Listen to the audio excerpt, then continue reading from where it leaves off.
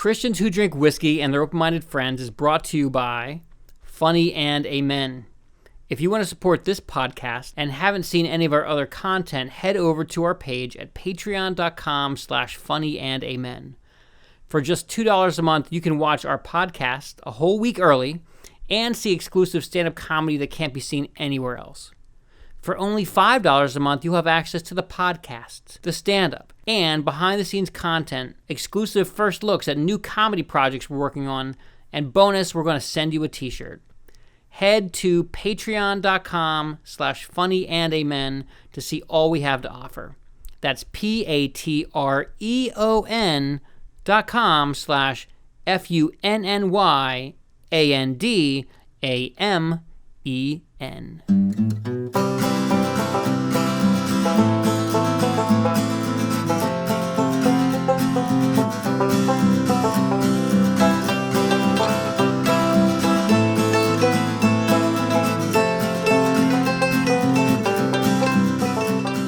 Welcome to Funny&Amen, abbreviated F&Amen's podcast, Christians Who Drink Whiskey and Their Open-Minded Friends. I'm here with my good friend Jen Schoenewald from way back in the film industry. We go way back together, way before they even invented this kind of lipstick she's wearing. It's like, way before the sparkly. Before the sparkly. And 94?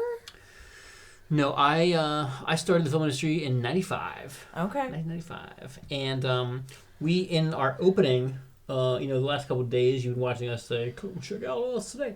We opened in Knob Creek. We had it straight, and we were like, "Whoa, that's strong." It's actually not smooth enough, the Knob Creek. So we add a little ice. We're going to add a little more ice. More ice. Yeah, sure. I'm touching it. You can. We've known each other long enough, Kevin. And we're friends that drink whiskey. And we get some ice in there. Whoa! Oh, yo! A little water. Cheers. This is our second round of whiskey, so let's have some water. Oh, yeah, sure. Oh, right. Cheers. And the whole point of the show is to be honest. And no problem. And so I just got to be completely frank, we went outside and we partook in a little bit of a vice known as smoking. I smoke when I drink. She smokes when she drinks. I smoke when other people smoke. I used to smoke more, but it was Pavlovian. I used to smoke whenever, because being on set, you're not really allowed to leave.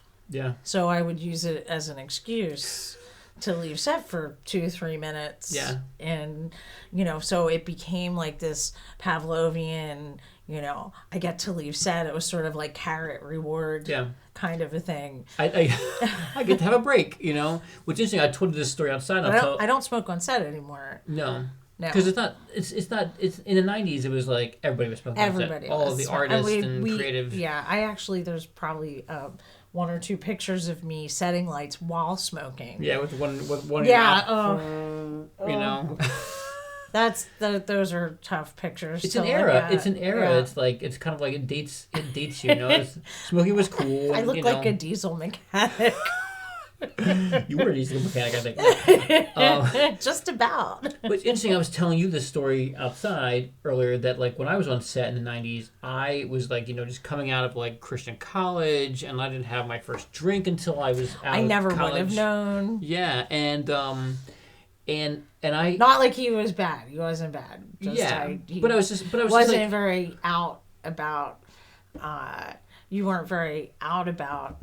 I wasn't proselytizing. You weren't proselytizing. I wasn't hanging out tracts on set. Here, I know you're setting a light right now, but please read this thing about Jesus. Read this pamphlet. And you're going to hell. Have you been saved? Have you been saved? No, it never happened. That never happened, and no. Yeah, there's some. It's interesting. It was quite a while since I knew how serious, devoted, I don't know how we call it. That's interesting. You must have not been looking, because other people I didn't proselytize to either. I remember our friend Franz. I did the third movie I was on. I was working with Franz, and I was so excited because this guy has good key grip, and I'm learning all these rigging things. And we went to the wrap party, and I had a beer, and he was his world was shook, and I'm like, "What's the matter?" And I was like, "No." Cheers. And he was like, I was like, hey, I don't think you drank. And I was like, I wear a cross necklace. Like, did that, like, give it away? I don't know. What did I tell him I went to church or something? I don't know. No, and I usually have a radar for these things. You can spot the Christians a mile away. All sorts of things. Yeah. For all sorts of, I'm tuned into what people don't say. And I never got that vibe from you. In fact, it was probably... I'm sorry, Jesus. I did not do a good job. It was probably over a decade. No, because you were always a good person. And you always were one of the people that I knew that in my mind was... And I'm not trying to, promote him or anything. No, please do tell me more. No. Do you have any questions about me? Enough about me. But I was like, oh, Kevin's a good guy. Like, just straight up, straight shooter, good, like, ethics dialed in, like priority straight, just So we didn't know each other at all then. Supportive guy. I mean, you were there for me in some of the worst low budget circumstances when things were shitty and I was losing my marbles. And oh yeah, that movie.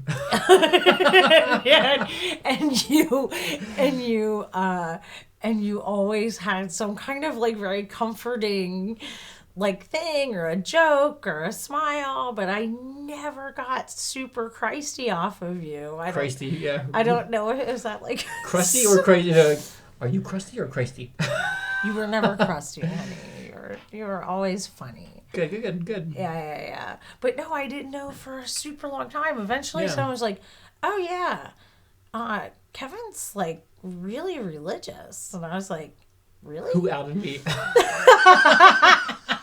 Seriously, I swear to God. That's great. I'm serious. I'm serious too. Who outed me? I don't remember.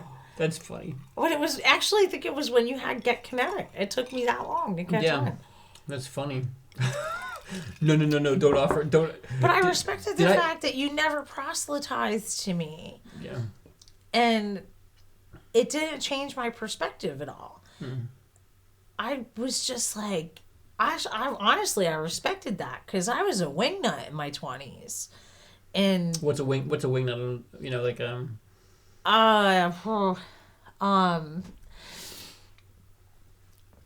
I mean, I have to describe this. I was kind of a rebel without a cause. First off, I love. We mentioned your friend who was like a wackadoo. I love wackadoos. I'm a wackadoos are my people, and I remember one of my earliest memories of you was like being on this beach, and I was like, this is amazing. I get to do everything I love. I get to be barefooted.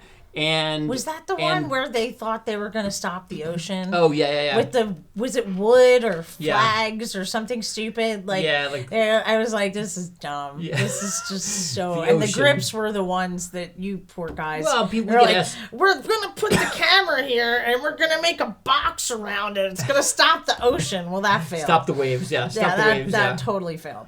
I know people that have died from the waves. Was that was the one where were you like, why are you wearing those boots? Why are you wearing the boots? It's hot. It's like 90 degrees. It's 90 degrees. We're on the beach. You're like safety first. And I'm like, you must not have like painted your toenails or something. No, I was hardcore. I was very hardcore then. I was like, we get to be on the beach. I had no pain like I have now. Yeah. I was my car was still a sports car. That was the day or around there when you start. I'd wear these like little like boat shoes with like short socks, and boy kissy boy socks. So I don't know where that came from. I love it. I honestly don't. I was thinking about that the other day because I remember teasing somebody from Cine Services. Yeah. That guy Matt. Sure. Went to one of the truck drivers, right? Yeah. And Boy kissy boy. Boy kissy boy socks. If you wear short shoes where you and can't short, see the socks, you can't actually see. You so wearing, it looks like you're not wearing. Just so you know, you're wearing boy kissy boy socks. I don't know. Not that there's anything wrong with that. You know, back then it was '90s, so it wasn't. We weren't all the boy kissy boys weren't out and proud. Yeah. Now boy kissy boy is an okay thing. You can't make that joke now, or can you? I've always been very accepting of all things. One of my best friends is gay, and we became friends at 14. And did you tell him he wore boy kissy boy socks? No, well, he was in England, so I don't know if he had boy kissy boy socks. That's not really an English thing to wear. I don't think so. Yeah. No, he was always very buttoned up, very preppy. Yeah. But anyway, when I think seriously, whenever I think of like a gay pride event now, I think of boy kissy boy socks. Are they all wearing boy kissy boy socks, or are they just boy kissy boys? No, I think it was a hetero thing though. I don't think gay men you wouldn't have interesting. I don't think gay men wear those actually. Right, if you're gay and you wear boat shoes and short unseen stealth socks, please respond here. You if you wear boat shoes, you shouldn't be wearing socks. But your feet smell fashion though. Thing. Your feet smell. You gotta wash them or something. I don't know. I don't know. Like I wear open toed. You go through a boat shoe every season. I don't wear boat shoes. Okay. I think maybe I stopped wearing them because if you wear them without socks, they smell. Yeah. That's why. That's why they invented boy socks. I wore those Bobos in college, and they did smell. Actually. First off, Bobos is a 1980s word. Thank you for bringing that back. And they'd come with little sun faces on them, and then I'd get paint markers in my. I smoked a lot of marijuana. Yeah. And I would get paint markers and sit around all stoned getting a tan because that's what we did. We didn't care about melanoma back then. Yeah. Many things you didn't care about back then. Yeah, right. And I would do like Grateful Dead eyeballs on them and paint like designs. So my smelly shoes. Yeah. In my poor college years, like walking around like hand painted. I can definitely see the Grateful Dead no sock wearing shoes. I can even smell it. I can see it and smell it. I did not wear patchouli. There was no patchouli happening. Okay. I bathe frequently. Good. Did the shoes bathe a lot, or did no, the shoes were a problem. Yeah. You were up from here. You were fresh, and then down. Yeah, got lower, I graduated to open-toed shoes at a certain point, and that was just better. If I had known you those years, being the Christy follower, maybe I would have known. I would have washed your feet. Is that in your lexicon now, Christy? Christy, I think it is. That's what's great about this show. All these like words, like. We have Christians have this vocabulary that inside the Christian faith we call Christianese. Oh, really? Yeah. It's all these things like supplication. I don't know what that means. All these words. All these words. Supplication. I think it means like. I don't even know. I have to look it up. I mean, it sounds like something that's archaic, though. It's very modern? King James. It's very King James. There's a lot of King James and theologians. Like a supplicant, you prostrate yourself in front of a good old. In front of, I mean, Christian I grew word. up. I did my 12. By the way, I did my 12. That's a Catholic thing, right? As a Catholic, yeah. See, I'm recovering one day at a time. And what are the 12 you did? My 12 years. 12 years of Catholic school. Yeah. Okay, cool. Yeah. All right, cool. I have a lot of recovering Catholic friends, but I don't speak their language exactly. It felt like some sort of internment. Yeah. Yeah, it was. That Catholics they didn't know purgatory existed, so they invented it for. I lost my religion at I don't know. 9 or something. Okay. Confirmation did it for me. All the rote memorization and the silly ceremonial stuff, like even at whatever age that was, because I did like confirmation and then communion and then confession, right? Confession, and then communion, and then confirmation in 6th grade. So how old are you in 6th grade? 6 plus 6, maybe 12. So like maybe 11 or Yeah. something. Apparently I was wrong, so 11. 11, 12, whatever. Yeah. But If you were held back one. But was that when they do? I don't know when they do So confirmation. you did all that stuff. So it was younger it had to be younger than that. But I was just like, this is stupid. Like, I actually had a moment when I used to read the Bible a lot. I love the stories, the Old Testament. Yeah. Fascinating. But I've read the Bible cover to cover several times. As I thought it was alive with imagery, and I actually got my family, we were Catholic, but we never really went to church, or if we did, it seemed like a chore for both my mother and father, and it was just sort of like, okay, come on, we're gonna put your stupid dress on, we're going to church. And it was like, and I at that point, I liked the pageantry, I liked the songs, I looked forward to Easter, and, they did the whole play and the Stations of the Cross, and I got into it, and then I actually, there was a point at which I would ask to go to church, and I wanted to go to confession, and I think, I don't know what my fascination was looking back. But I remember, I think I really loved the smell of the incense. That was good. I would love to get that for the house. The Protestants, we never had incense, so the Catholic, the censer with the the incense. It's cool. Whatever when I see them waving it around, it's like mesmerizing. I want that for the they're house. hypnotizing you with the smells and the swaying. I would love to know what they use, because for the house it would be great. And the communion. I'm writing down a business idea. The communion Catholic Eucharist. I could come to your house every day and just walk through. That would be, well, I think you just sell it. Yeah, cool. Sell it with a sensor. I mean, for the higher end people, I could walk and be like, at noon, high noon, boom, church bells would ring. Just come walking through. For people that are super Christy. For Christy, yeah. Or rich, and they just didn't want to. Or they're rich, and, Christy. Or fearing their role in the afterlife. Or maybe they just want incense. Maybe they just want the smell, Or they can buy it online. And get everything online. True. Shoot you from China. Catholic incense from China. Well, yeah. I mean, that's how it would end up being, right?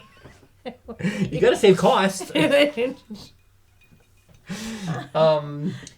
you did all that. So I lost, but so there's this Catholic thing. It's confirmation, where you have to have you pick a middle name, like a second middle name, and somebody stands up for you. It was my uncle.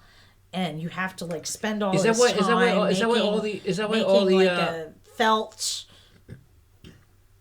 thing with patches on it that represent your faith or something. And you sure this wasn't Girl Scouts? Doves, and you would think, right? And there's this I still remember there's pages of stuff you have to memorize, you have to say, and the bishop came, and everybody goes up, and it's this performance shit, and it just felt so empty. Even at that age, I was like, okay, I'm memorizing all this stuff, but there's no purpose in it. There's no reason. And I guess being bright has always been my downfall when it's... The first day I met you, I thought, we're on the beach, she's got these combat boots on, she's complaining her feet are hot. I'm like, I seemed really bright. I seemed really bright at the time. Complain your feet's hot on the beach. We wearing cotton boots. I'm like, safety first, buddy. Oh, you gotta suffer. Okay, yeah. Suffer for your art. You did grow up Catholic. Suffer for. Listen, I grew up with Yeah, guilt. important. I grew up with guilt, and then we married into a Jewish family, so I had shame. So there was guilt and shame. I don't know which came from which side though. You know which came from which side? The guilt or the shame. I don't know. Is it? It's interesting. Guilt. I mean, guilt's an interesting thing. Do you think? All right. Here's the question about guilt. Do you think guilt is a real thing?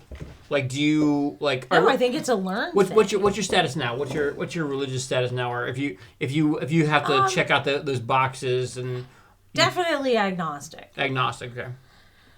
I don't. Do we want to move on to the? We're about 10 minutes from the middle, but question? sure. Let's do the question early. The question I ask everyone, typically after the half hour, is, what do you think of Jesus? I think he was probably a super cool dude.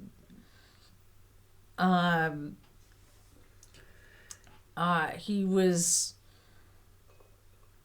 probably the Kanye of his time. Ew. No. I'm sorry. Who today? He would if never. in super cool. I'm sorry. Kanye's wackadoo.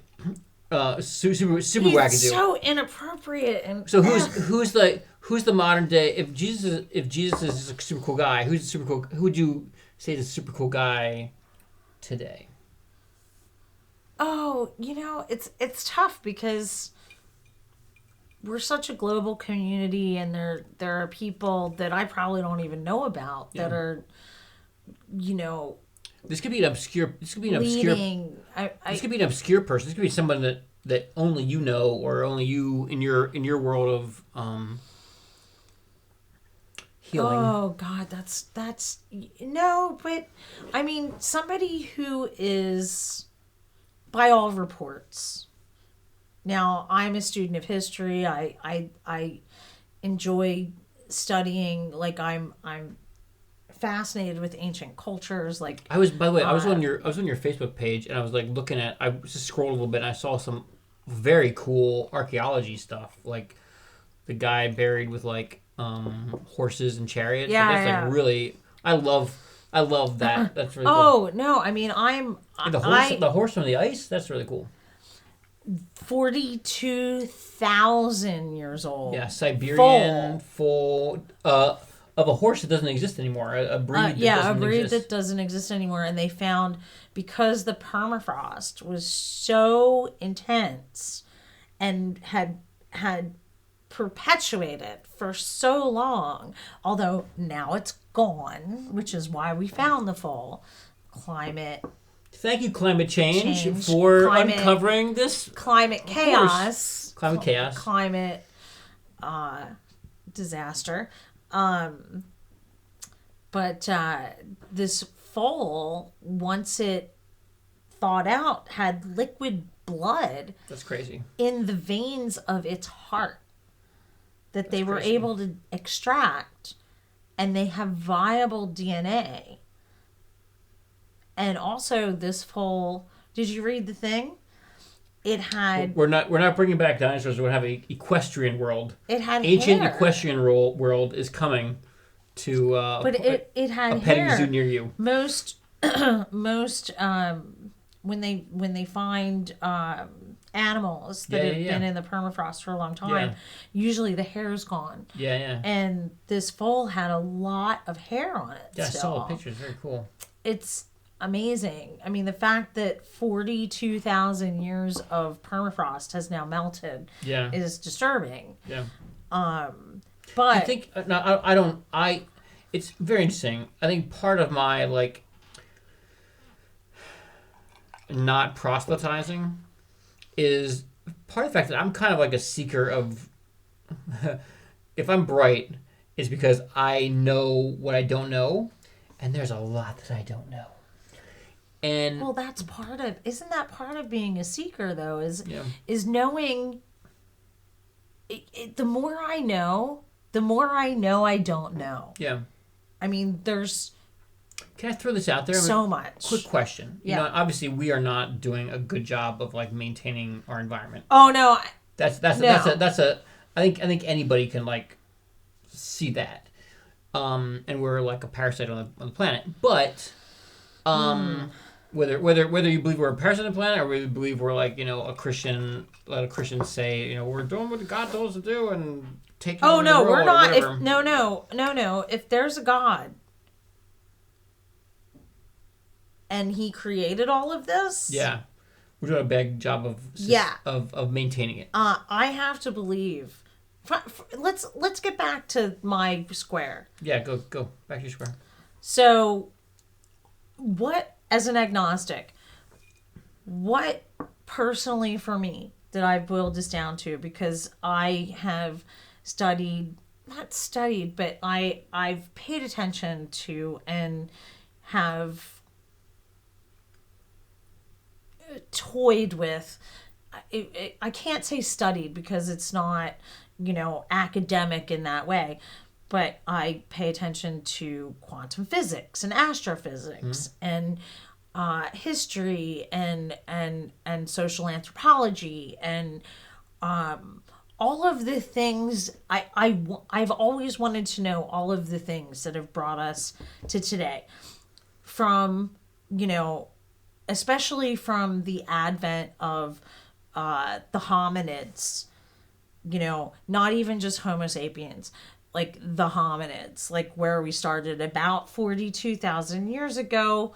Actually, hominids go back about 3 million years, if we're not talking about a 6,000 year time frame, depending on how Christy we are.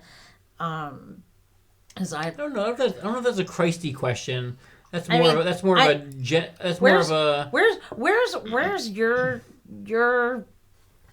your ilk? Where do they stand on the creationism timeline? Yeah. Because I'm going back millions of years in our evolution, because I think that has a direct bearing on where we are today. I think so. Here's I'm going to go back to what I said before. There's like the Christian, what I'm supposed to say as a Christian, and there's like most religions, most philosophy. Hey, look at the Republicans and Democrats. If you're a Republican and Democrat, you have to do this. If you're a Republican and Democrat, you have to do this and do that and support this person, whatever. I don't believe all that. And that's all selfish motivations, though. That's money. That's job. That's constituency. That's. Go back. Scroll down a little bit. My good picture. Cool. Your good Me picture? and my cousin. No, down. No more. The very top here. This one. Yeah, that one's good. Yeah, I love it. That's my cousin Tara. I love her. Hi Tara. Hi Tara. Hi Tara. Oh, she loved this, by the way. Yeah? She's Christy. Oh, she's Christy? Yeah. We have coined a new term. Christy. That bridges the gap between Christianese and the secular languages, and just call us Christy. Let's take a little break. We'll come back in just a second and talk. Maybe we need to focus a little bit. No. We're just going to take a break to restart the camera. Oh, okay. And it's about to end. And we'll come back and we'll talk more Christy and more agnostic. And we'll drink a little more whiskey. Drink more whiskey. In vino veritas. Don't curse on this show. Please go to patreon.com/Funny&Amen and send me your money. We need some money to keep us on the air and buy more whiskey. No, just kidding. No, it's actually for the whiskey. What we're trying to do, I'm paying for this for the first season. After we'll get some sponsors. But what we're trying to do is to make content that engages people of all beliefs to talk about spirituality more and engage a little more. So I'm really excited about this conversation. Love it. We're having a great conversation. Loving it. And I've outed myself as a Christy follower to Jen. And who was obtuse about it for such a long time. Someone outed me. Someone put me out of the closet Outed as him. a Christy follower. Jesus I Christ. never would have known. So you said 72 AD. What happened in 72 AD? I just thought you were a good person. In 72 AD, I wasn't around. I was a good person. I was faking it. We're all faking it as good people in my life. I never thought you were like dogmatic.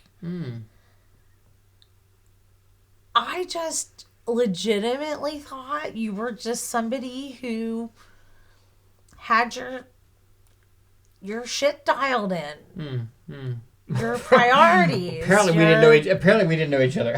Your priorities. You were just a genuinely good man, good person to interact with, good person to deal with business wise. A good friend. And You've been a good friend. By the way, you've been a good friend since we haven't been hanging out on film sets a lot more recently, because we've gone, our careers are going different ways. But it's so wonderful when I put out an invite that people would come over for a birthday party or whatever. It's just so much. It's so wonderful. You show up at our birthday bash or whatever, and so it's been fun. It's been fun. It's my pleasure. Continue to hang out. I've always loved you. You have been a bastion of calm and joy and fun on sets that literally, like, I wanted to be homicidal. It was I was a wing, but let's get back to this. I was a wingnut in my 20s. I was very emotional, very unchained, very like experiencing my freedom. I decided I wasn't going to be a conventional woman. I was going to embrace this electrician thing. I loved you as an unconventional woman. I loved you. I still do. But I didn't know how to do it because I never really had any role models. So I figured I had to be masculine.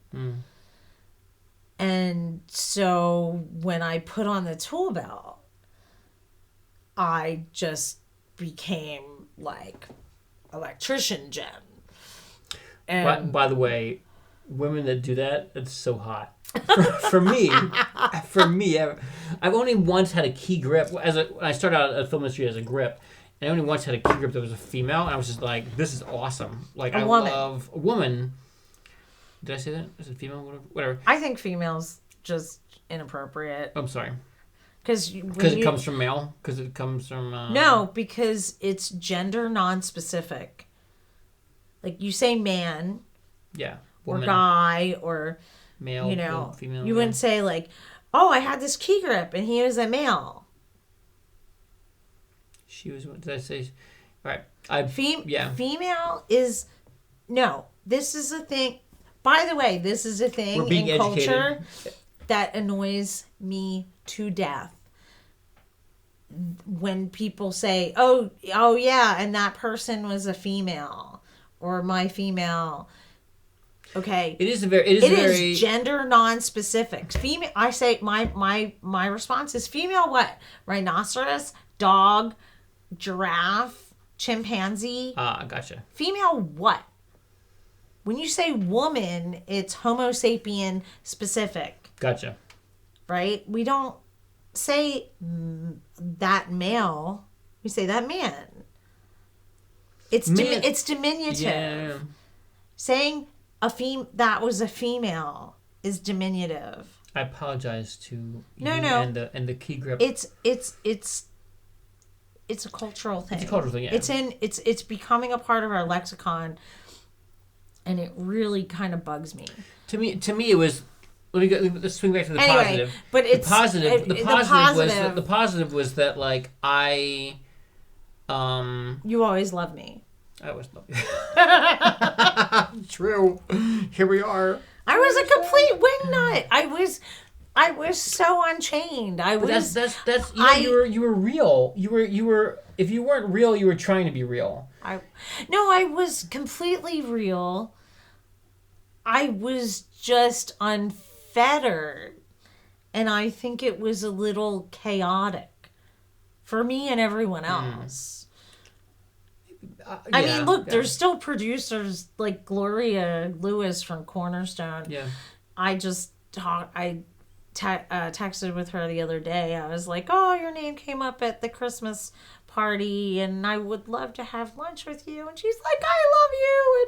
And I'm like, it's so fascinating because she's from that time. She's from the 90s when I was just like, I'm here. I'm going to be the gaffer.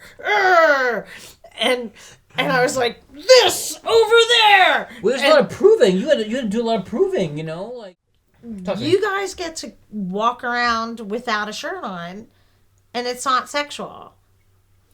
But if we walk around without a shirt on, it's sexualized. Why? I don't know. That's interesting because in previous cultures, in other current cultures, I'm saying in other cultures, like in a more cultures that haven't been, dare I say it, completely raped by Christianity. Sorry. But there's a lot of can we expand that and add the Muslims and the Jews too, like religious? I'm asking. This is your point. I'm just kind of asking. Indigenous cultures who have not been bastardized and compromised by monotheistic religions that so historically that create a shame and a distinction around the woman, because in indigenous cultures, let's go. Indigenous, we can agree they walk around topless and they seem to be okay with it. Let's go back let's go to polytheism for a second. How about like Roman, Greek, Hindu cultures? Are the boobs less celebrated than they are in monotheistic? I mean, if you look at ancient Hinduism, if you look at, like, for instance, the really gorgeous temples in southern India, the human form is celebrated, the male and the female, in its natural in its natural state. Have you seen it? I went to we went to one temple. It had unfortunately been destroyed by some Christians in off of Mumbai, in an island. I think it was called F&Amen, near Mumbai. And tragically, my Christy people had left. Who's the three-headed god in? I'm blanking on his name. His, her, or their name. And they had left that god. They'd used this like rock. It was all carved out as like shooting practice. So Vishnu's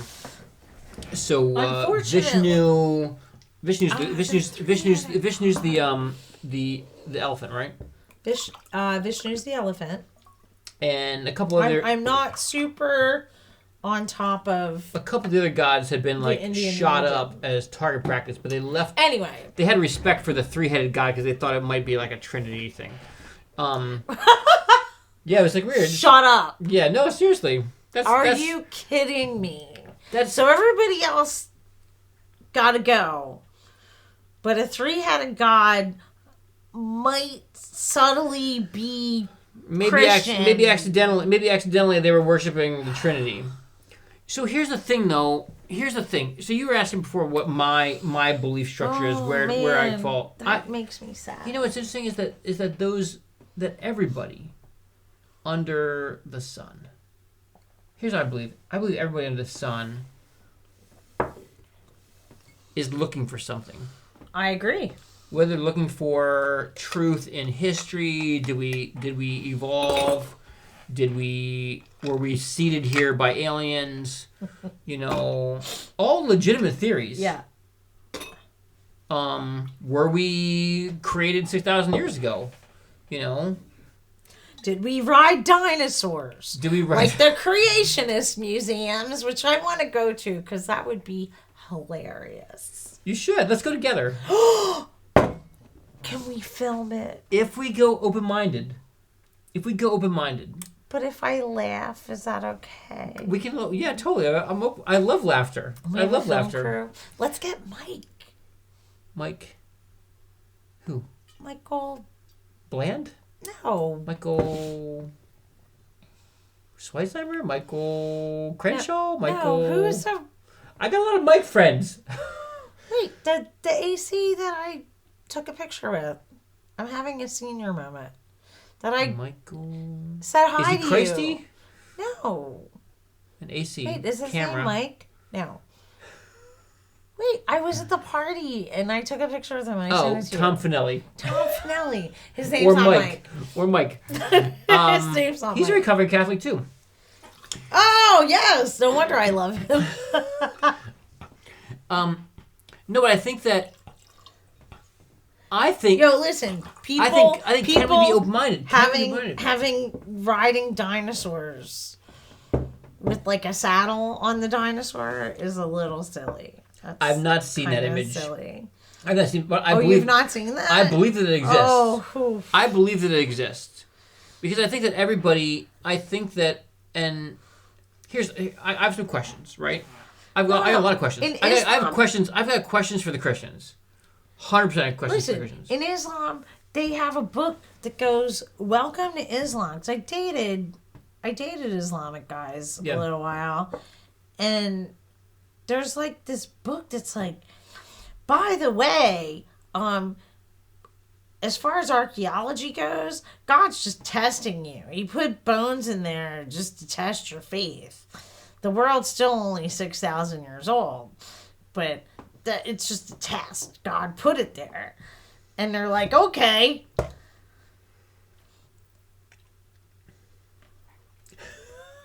I'm like, are we done for a point? I think you're totally right. I mean, I think there's a lot of.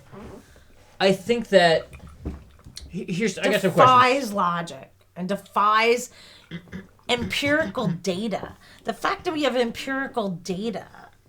So hear me out. Let me tell you some stories. I'm in this place where, a couple years ago, I went to lunch after a very short shoot. We all went to lunch, and people were talking about religion. People were talking about being recovering Catholics or whatever. And the sound guy kind of outed me as a Christian and said, "Talk to Kevin. He believes in this stuff." And like all the heads turned, And what was fascinating is people were like, "Well, why? All right, well, you're the expert. You've been sitting here like listening for for a while. You're the expert, yeah. I'm not the expert. I'm like you. I'm another Homo sapien. I'm a seeker. We're seekers. We're all seekers. Yeah. If you can't admit you're a seeker, there is something wrong. Yeah. See, here's the thing. Here's the thing. Whether you're an atheist, agnostic, Christian, Muslim, Jew, Hindu, if you're not a seeker, if you've got it all buttoned up. Preach, baby. Preach. I think we're going to charismatic. Preach. Woo! Preach. No, preach. Oh, sorry.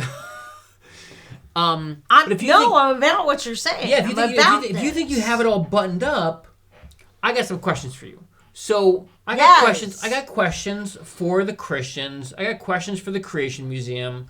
I got lots of questions because that's not. How can you have any of it buttoned up? That's the thing, and this is why I call myself agnostic.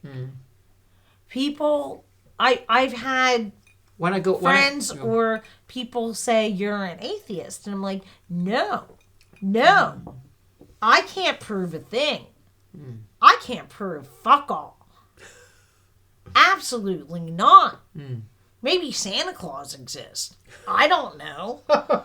I got presents from him this year. I did. I had one. I didn't know Santa. where it came from. Showed up on my doors. Oh no, that was me, Secret Santa. I was drunk ordering on Amazon. Okay. I do that a lot, actually. Jeff Bezos is Santa Claus. Bezos is Santa Claus, apparently. Yeah. But, and I'm sorry, but, and you know, I have a lot of really religious Jewish clients, right? And I get along with them great because I find their belief fascinating. It's fascinating. And their observance of the holidays and they don't proselytize to me. In fact, Judaism is one of the most questioning religions that there is. It's actually part of their belief system is to question a lot of stuff, although there's constructs and things that I think are weird, like, you know, anyway. Cutting off penises. Yeah, that. For one. Parts of penises. Wrote dogma, we have to look at those things because I think a lot of it's steeped in hygienic and actually health dictates that came about. A lot of those things I think came about because people died from eating pork, you know, with trichinosis and lack of refrigeration. Mixing certain foods would lead more to illness. And if you didn't, I think that lends itself to these religious constructs that are made by men, not by God. They were made over time by men in times that didn't have sanitation or refrigeration or education. I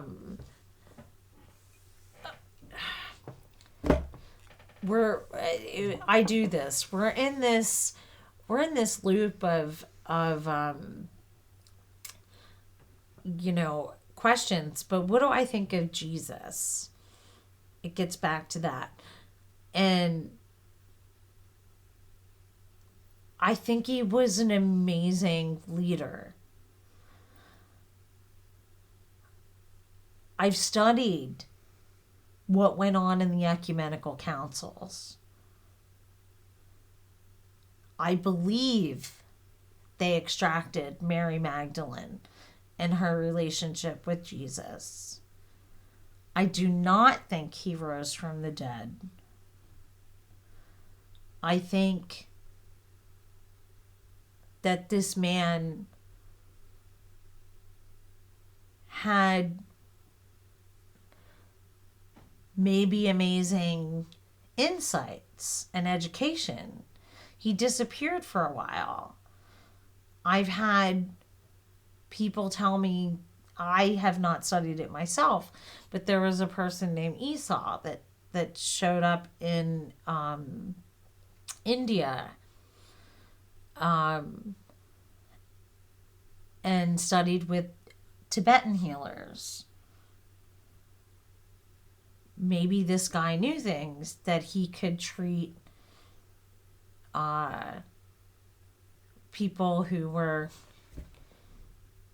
I'm having a senior moment. Sick. Your parts are falling off. Oh, leprosy. Leprosy. Lepritic?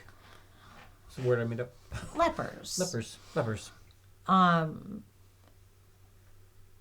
Maybe they taught him CPR. Lazarus. I mean, he disappeared for a while, and there are accounts, there are records that say this person, Esau, showed up in India around the same time. Maybe he learned things. But at the time, things were so chaotic with Rome, Greece. They didn't need someone upsetting the apple cart. Having a monotheistic uprising upset the political apple cart. They just got rid of the Egyptian empire. They just put that down. And then Christianity rises around the same time.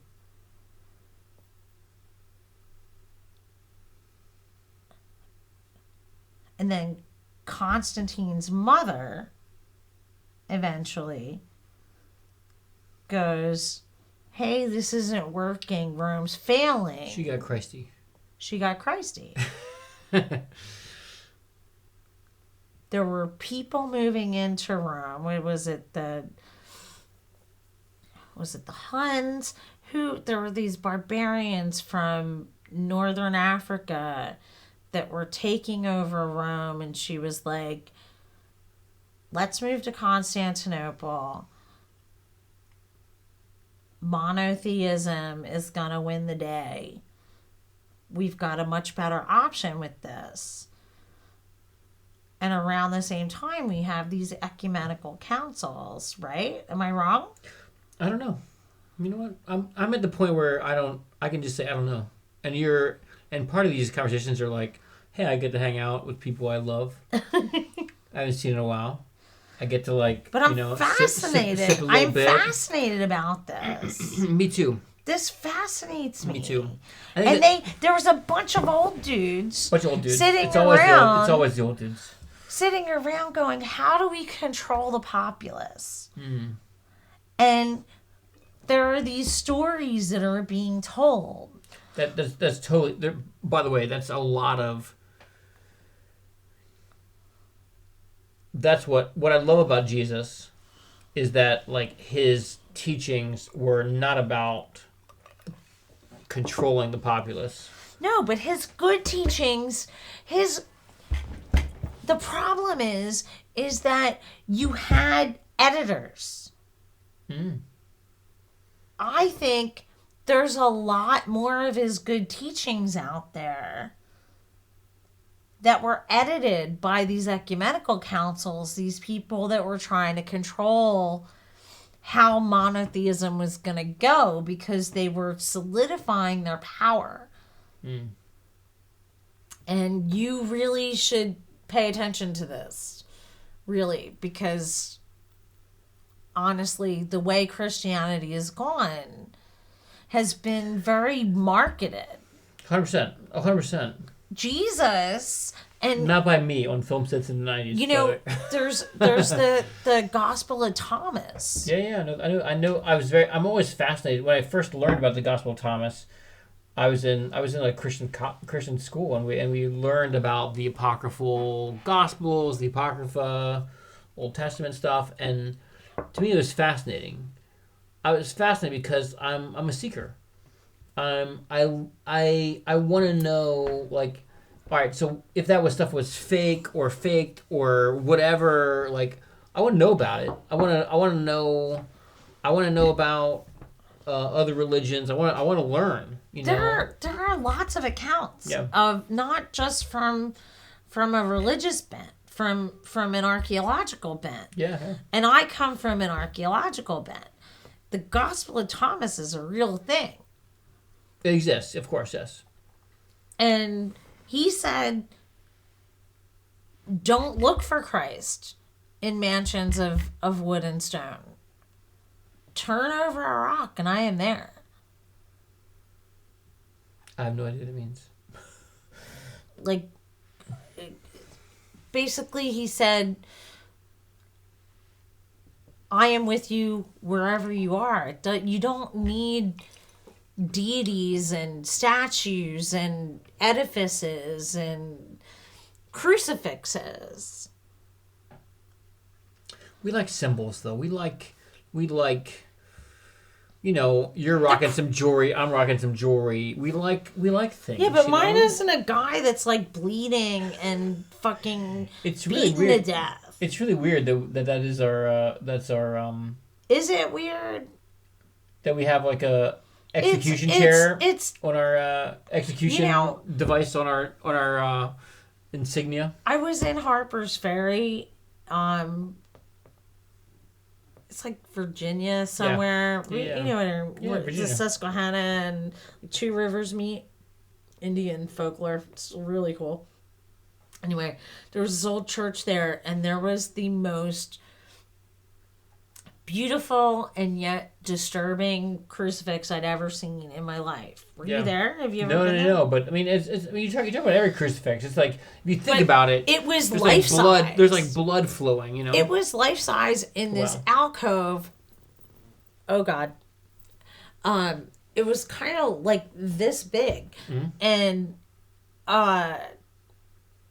he was on a cross that was like a cross beam with an upright, and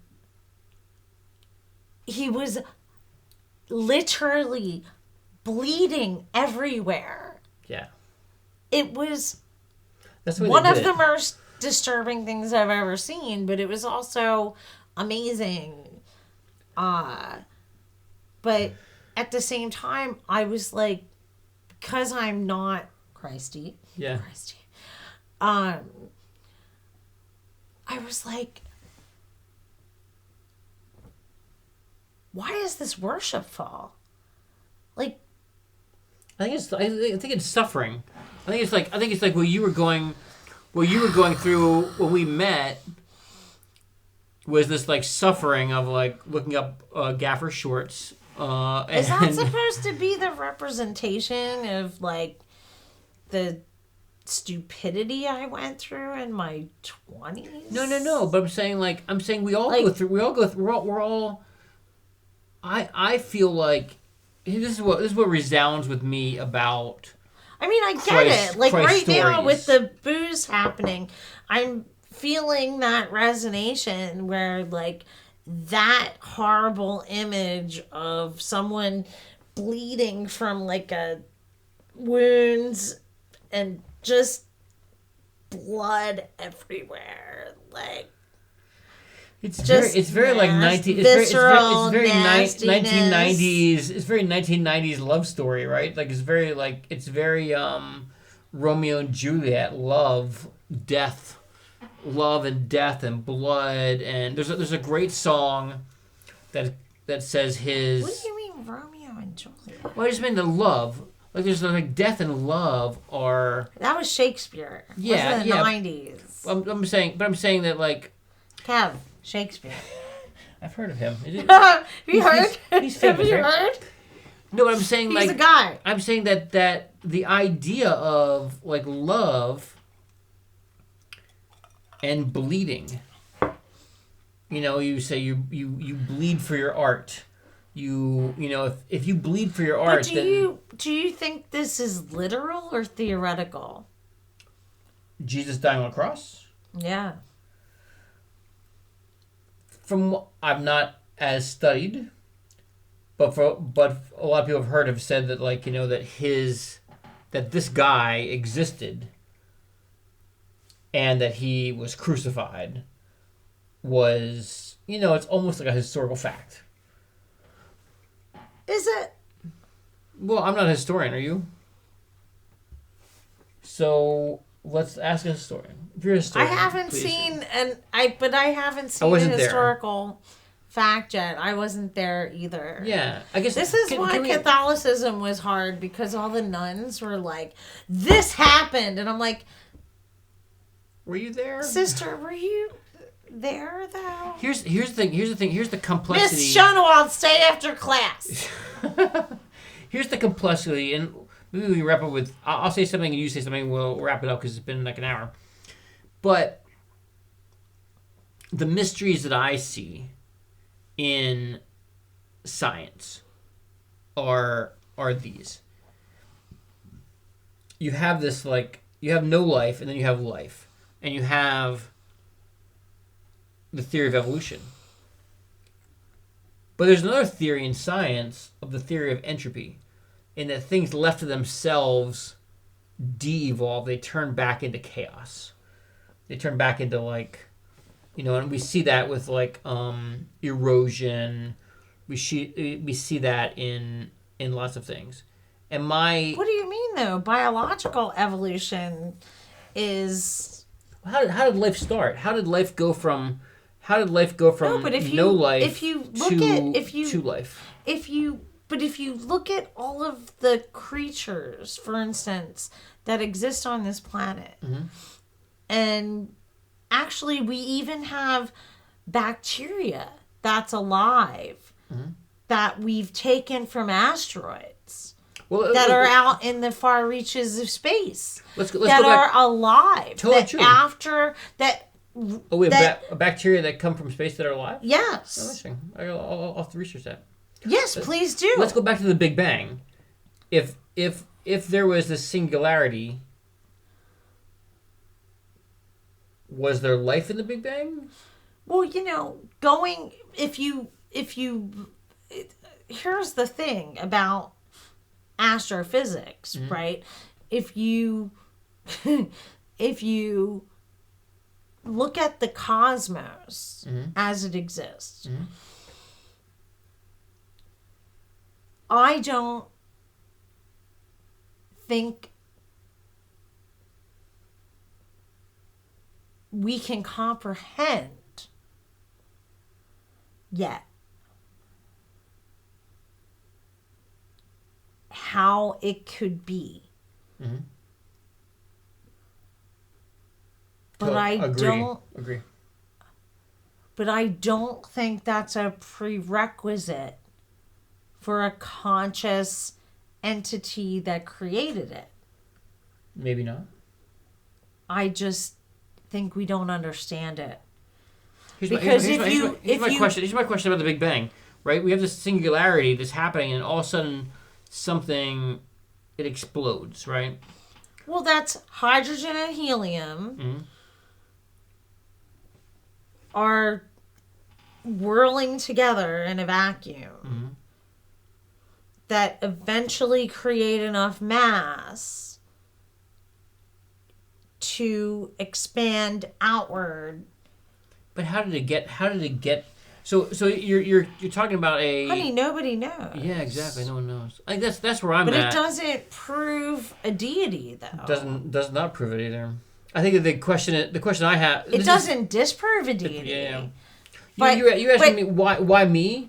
And back to that lunch I had where everyone's like, "What do you believe?" I just have these supernatural experiences, these spiritual I have them too. Experiences, yeah. I have them too. Yeah. Okay, so here's my bent. Are they deity interacting with us, or are they are they our connection with each other? And maybe it's not bouncing off a satellite. Maybe it's just our connection with each other. Because here's my bet. Now, I've really paid attention to astrophysics and quantum theory. And, if you pay attention to an electron, it changes its behavior. Do you know this? If you pay attention to the electron. Yeah, if you interact with it, if you observe an electron. Yeah, I love it. I love this. It changes its behavior. Yeah. And it becomes more ordered. So if you put your attention on something, if you actually focus energy, because we're kinetic energy, right? Like I could have a continuity plug for the business. I could have a continuity device, and if we held it between us, if this was the continuity device, it's awesome, isn't it? Yeah. And you touched it, it would light up. Yeah. Because we're creating the continuous electrical charge. Boogie woogie. It's electric. Boogie woogie woogie. But my bent on a higher power is if there was some sort of sentience that could create the multiple galaxies and universes and how all of them decay and how light folds and quarks and quasars and all of the amazing things that we're still learning about, right? All of that. And this tiny little sphere. And if you watch all the interviews with astronauts and they talk about seeing the planet from the outside and how like all the divisions melt away and we are just a tiny little globe with a bunch of people on it held by gravity. Which we don't understand how that works, but it's cool, Well, it's about the iron core and magnetic fields, and it's a lot of very specific shit. Yeah. But if there were a sentient creature floating around somewhere, willing all of this, number one, I don't believe it would allow all of the dumb shit that goes on or prescribe people to bow to Mecca 5 times a day or incite all of this division. And if there was a being that wanted anything like that, it's crazy. It's insane. It's like Q from fucking Star Trek. Yeah. It wants to pull the wings off flies. And so, no.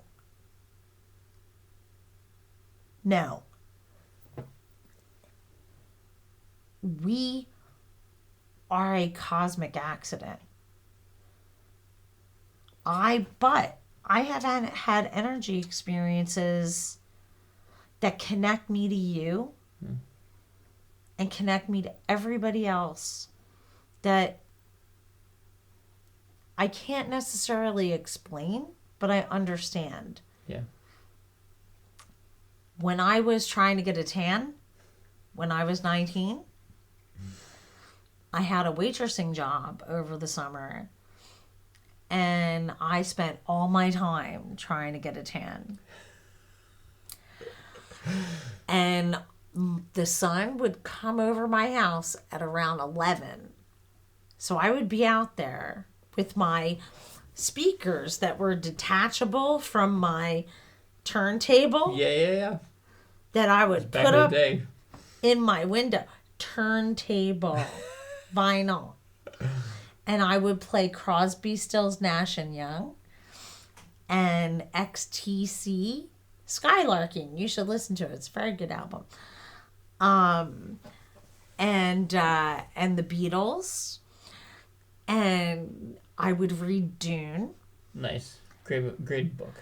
Great series. And it taught me a lot about mastering myself. Herbert was a prophet in a lot of ways. It's the closest thing to religion that I get. Honestly, I'm crazy. She's Dooney. I am Dooney. I'm Dooney. He saw human potential.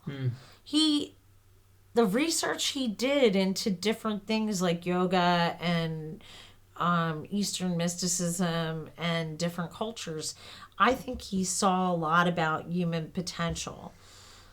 But over time, right? So I'm trying to get a tan. Yeah. And there came a point where I got bored of reading and I would just lay there and the sun was beating down on me. And I was like, oh, this is getting physically uncomfortable. Because thoughts would come into my head. And I didn't want to sit with them. And I'm 19, so, I didn't have a lot of onion to peel. Yeah. It's like peeling the onion, right? We do, we meditate, right? Yeah. Going through our shit. but I didn't realize it because I grew up meat and potatoes, Yeah. like low middle class, didn't ever hear of Eastern mysticism or chakras or anything. And so I'm sitting there and I'm like, okay, well, I'm going to suck this up because I want to tan. I want to get really, really tan. And so, and then I would like put my lawn chair out and I would put like the sprinkler out and like I'm trying to get a tan and I'm like inadvertently peeling the onion. And I thought it was because of the marijuana at one point and all the hippie music like Crosby, Stills, Nash and Young, right? Almost cut my hair. Yeah. Wooden ships on the water, very free. And but eventually I started feeling like these weird feelings in my hands and I couldn't explain it. And it felt like energy was coming out of here and in here. And I started taking walks and then I started feeling like I had an energy bubble all around me. And I realized that sitting there, like I became more and more comfortable with just sitting there. And the random thoughts went away. Because they were processed. And eventually I started just feeling nature and being into myself, like just being a part of the now. And it was inadvertent, and yes, I was smoking weed, but it wasn't that. I was just letting it happen. Yeah. And look, it was a summer between college and high school, and I had literally zero responsibilities besides 4 days of waitressing from 3 to 11. If you're that age, enjoy it. And so I had the time, but when the days off, I would sit out front and just let it process.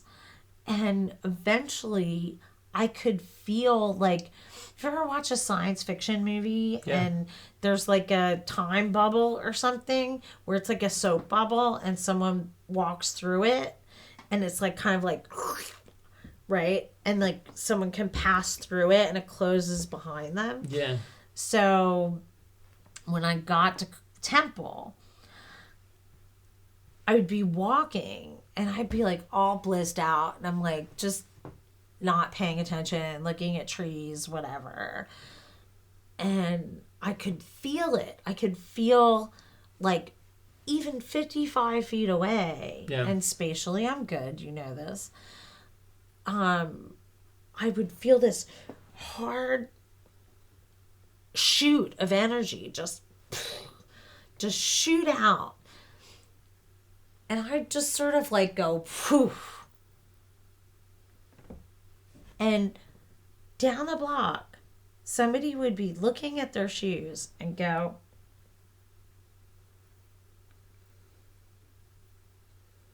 That's cool.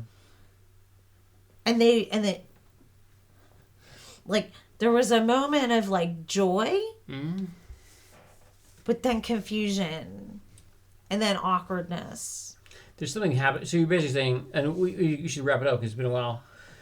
There's something. You're saying there's something happening that's not just physical. Mm-hmm. And it lasted for a while, but my onion was peeled. And this happened for a while. Like I could walk anywhere, and if my thing was big that day, it could go across the street. And like I wasn't paying attention, and neither was the other person. And it would be like, I'd feel it go this way, and they'd be like, and they would meet my eyes and then smile but then look really awkward, and then smile again, And then look away, and then just kind of walk away. Like there's so much we don't know. But what I'm saying is, if a girl trying to get a tan can peel her onion, because and when all these thoughts started coming up, like meditation, and I tell my clients now, spend time with yourself. They seem very uncomfortable with that thought because it can be viscerally painful. It becomes a physical pain when thoughts from our past, things that we don't have out of storage, come up. Yeah. Things that are underneath Susie's got to go to the dentist and I have to do this at work tomorrow. Like underneath that is, oh man, I said this to my mom 5 years ago. Like, dealing with that shit is stuff we keep submerged. And it's a visceral pain. It's interesting. It's in our body when it starts to come up and we avoid it. Yeah. I think it's interesting. I think there's so much focus. There's so much focus on this versus that. Atheism versus Christianity versus agnosticism versus Hinduism versus, there's so much focus on this, and we're not focusing on the energy we're putting out to each other. Yeah. Wherever we believe the energy comes from, whether it's from a chakra or from a satellite. The satellite. Satellite is Jen's way of saying God. It is. Oh my God, it totally is. I'm going to wrap it up now. This has been amazing hanging out with you. Thank you so much. We're not done. We're not done, but they're done. They've been listening to this for an hour and a half. This is Kevin Hackenberg, my good friend Jen Schoenewald, Big Mama. Big Mama. And this has been Funny&Amen's Christians Drink Whiskey and their open-minded friends. And thank you for watching. Thank you for being here. So glad you were here. Thank you. Thank you for being here. Oh, I'm so happy. Our energy is going to you. To you. Thanks. Thank you very much for hanging out. Yay. It's been fun. This has been fun. I think that there's a lot of questions that I see conflicting things in science. But I love science because science is like, I love particle physics. I love particle physics. Doesn't explain the thing that I had. The energy going out. And I used to grab people's hands. I used to be able to do. That's the thing I love about you. I used to be able to do this. Yeah. I used to be able to grab because I'm a doubting Thomas. I'm a skeptic. And so I needed to prove it to myself that it was actually happening. Okay. So at parties where it's random people drinking and being stupid, I would just grab their hand and be like, and I'd shoot energy out of my fucking finger. Yeah. And they'd be like, what the fuck? The fuck was that? Yeah. Like some random dude. And I was like, okay, it's happening. Like, that was proof to me. People don't want to, which is interesting, I think that people don't want to. But, and as a Reiki be open to that. Reiki, first off, I want some deep tissue massage, first off. So what? No, but I used to do Reiki at the end of my massages. Oh, yeah. And when I was clearer, when I had my onion peeled, I can't be a channel for the energy that exists if my shit isn't clear. But at a certain point I was doing massages and I would do a little Reiki at the end and I would never tell anybody that I was doing it. Never tell anybody. And sometimes I could feel people were open, that they were receiving. I wouldn't say a fucking thing. And they would come up to me afterwards and be like, what was that thing you did at the end? I felt all this heat and like this white light surrounded me. And like, you know, or I got all these colors, or I saw animals, or... And I'd be like, you did that. I was just channeling it. It wasn't me. It's just the energy that surrounds us. Like What do you believe that energy is?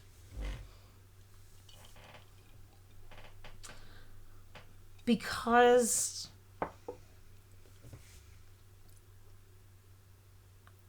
I don't know, Kevin. I think that if we have higher vibrations, I think it looks like more soul.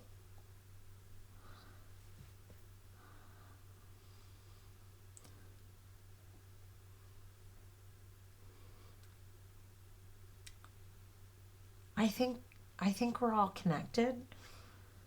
I mean, everything on an atom, like I struggle between the spiritual and the atomical, the biological.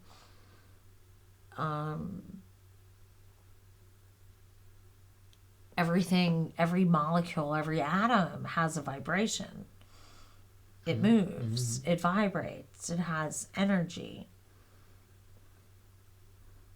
Energy does not cease to exist. It only changes form, right? Yeah. And it goes, and it can go back and forth from matter. Matter, Right. energy, and light are somehow all related. Yes. You know, according to the, I guess I don't know, is it a theory or is it a fact of by our friend Albert Einstein? Well, I mean, technically, light is matter because it can move things. Yeah. You know, in space. So photons are pushing Right. solar sails and stuff like that. Photons move things. So It's fascinating. we're children. Is I guess the bottom line. We're infants.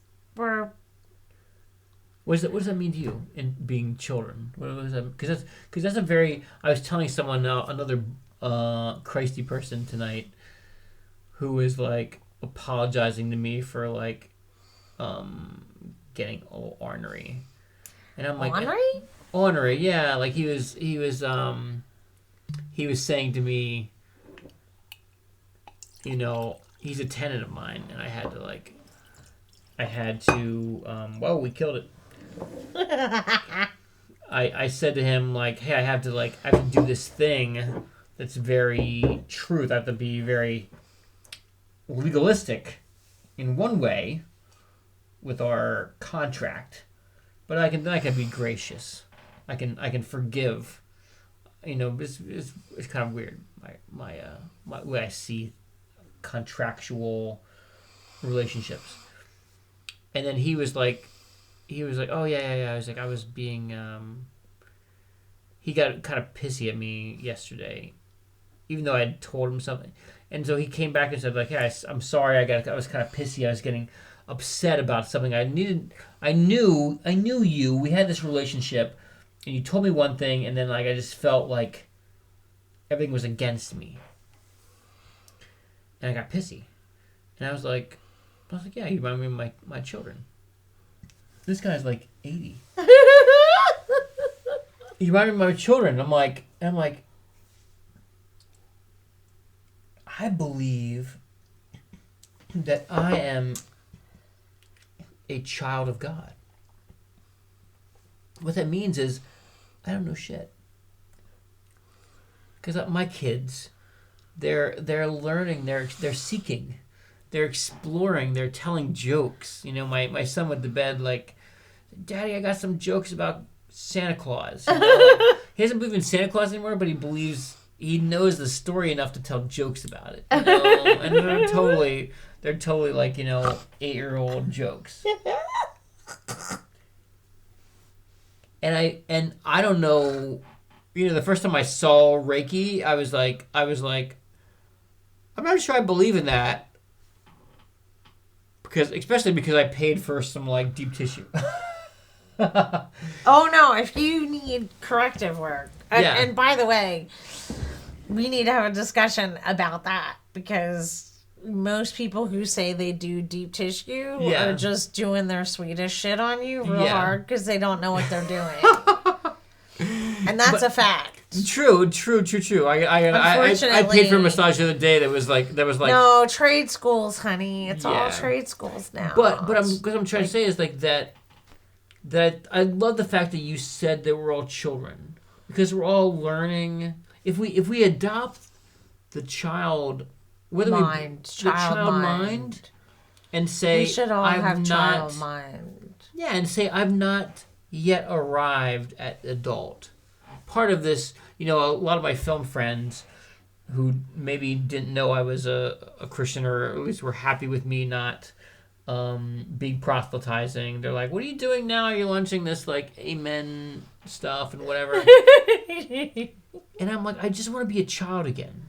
Because I fell off the bus. Child mind. I fell off the child bus. Yeah. I fell off the child bus and I adopted the Christianity that says that I'm an adult of Christ.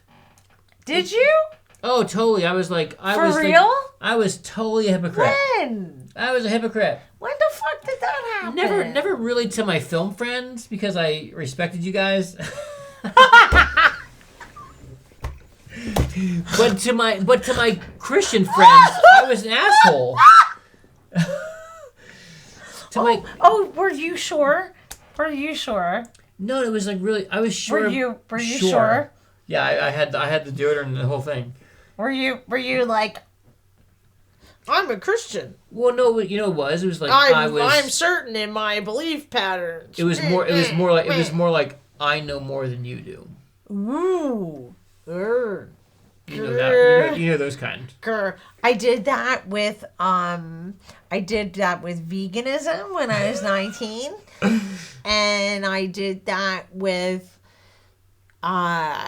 nutrition when I was fucking getting inundated with all the information and had not assimilated yet, and I was like being all judgy about. I know more. Yeah, you got Christy about veganism. I got Christy about veganism. Is tape rolling? Yes, I'm still rolling. Oh, thank God. Because this is good stuff. It's good shit. Behind the scenes. This is like Bill Maher after. I'll cut out the stuff about the gaffer shorts. No, it was horrible seeing Emmett's nuts and everything. Does he know this story? Okay I think so. I'm pretty sure I told him. You've told him once? I've told everybody. It's because it was horrifying. After I established myself in the business, that was one of the oh God, and then this happened when I was new. We tell you stories behind the scenes. We always tell them to the person they're about. That's good. Wait, so tell me a story I don't remember about me. One of my favorite stories about you and me was we were in Millennium Studios, now New Millennium Studios, previously Stewart Digital. I mean, that studio has had so many names over the last 20 years. Yeah. But I remember being on a commercial shoot, and I don't know, maybe it was M. Night Shyamalan. We're doing a behind the scenes on him or something. I don't know, or insurance, probably one of the two. Or insurance. And I remember you and me, as we do, we go move some lights around, some flags around, move the dolly around, and we come back over to the monitor, and we're kind of chilling by the monitor, or maybe it's craft service. And I'm not sure who brought up the conversation about sleep, and we're like, how many hours did you sleep last night? And one of us was like, I slept 2. It was like, well, I got 2.5. And I remember, that's one of the conversations I remember being like, okay, I'm, as a 20-year-old filmmaker, whatever, I'm normal.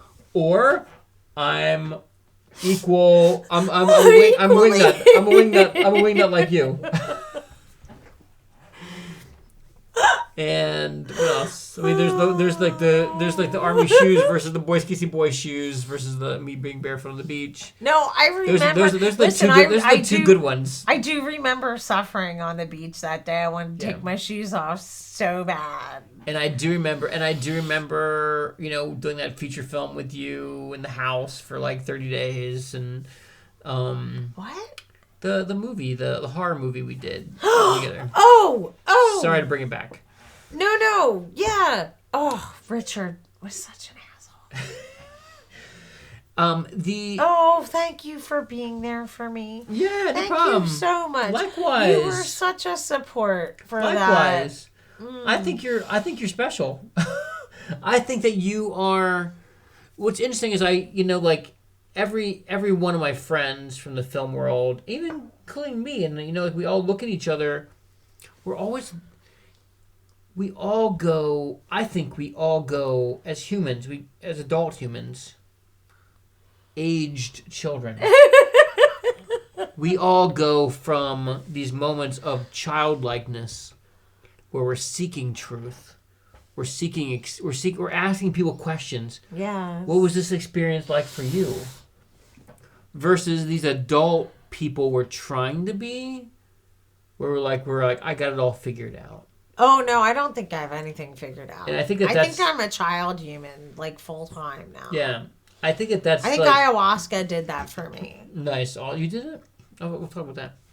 I think that's where Do we have tape still? To my Christian, there's no more tape. That was 20 years ago.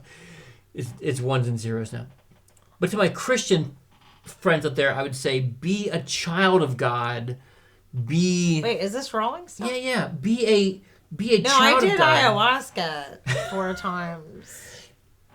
And let me finish this point, then we'll get back to that. Oh, go ahead. Be a child of God. Know that you're stupid. Know that you don't know everything. Know that everything is not known. And then to my non-Christian friends, say, be a child. Be a seeker. Because I think there's if the people. It's the people that know everything that shut everything off. Yeah. No. As an agnostic, I'm cool with saying I'm a child of God or the universe or experience or energy or. I love the fact you were experimenting. That you were talking about experimenting with energy.